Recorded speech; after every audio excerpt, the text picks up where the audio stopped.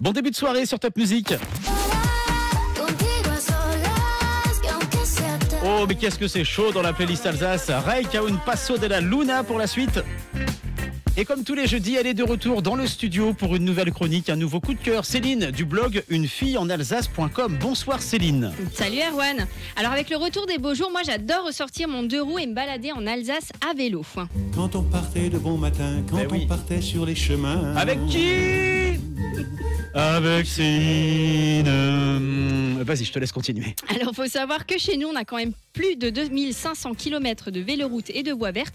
Et est-ce que tu sais qu'on a quand même 3 eurovéloroutes qui traversent notre région? Franchement, pas du tout, mais j'ai l'impression que tu vas me le dire, Céline. Alors oui, on a la véloroute du Rhin qui relie Andermatt à Rotterdam, l'Eurovélo 5 de Londres à Rome et la véloroute des fleuves qui relie l'Atlantique à la mer Noire.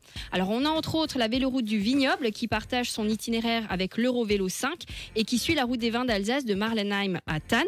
Donc sur 140 km, on emprunte d'anciennes voies ferrées, des portions de l'ancienne route romaine et bien évidemment plein de chemins entre les vignes. Et petite info, on compte 9 heures pour faire le trajet à vélo du nord au sud. 9 heures de vélo? Tu fais 9 heures de vélo d'affilée? T'es pas obligé de les faire d'affilée. Ah ouais. Et c'est à une vitesse approximative de 15 km/h. Oh là.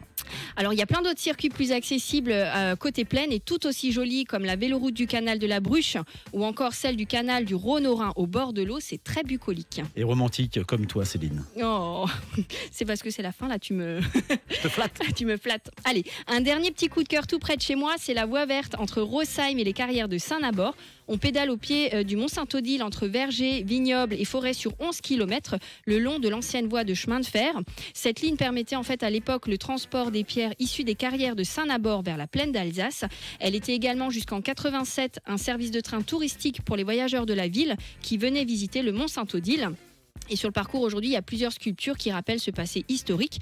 Ils ont aussi installé un point de vue panoramique, un belvédère au niveau des carrières où vous pourrez admirer une vue exceptionnelle sur Rosheim, la colline du Bischenberg ou encore Obernai et peut-être même apercevoir au loin la cathédrale de Strasbourg et la forêt noire. C'est l'une des filles qui connaît le mieux la région. Si vous avez besoin de prendre l'air en ce moment, de ressortir un petit peu, rendez-vous sur le blog unefilleenalsace.com. Vous aurez des coups de cœur culinaires, mais aussi des coups de cœur touristiques. Et puis la semaine prochaine, jeudi 20h, 21h, tu vas nous proposer 1 heure de radio, 1 heure on air avec une fille en Alsace. Tu mettras tes propres invités à l'honneur. Oui, exactement. On va revenir sur quelques chroniques qu'on a fait cette année avec mes invités. Le monsieur des escargots, il reviendra peut-être?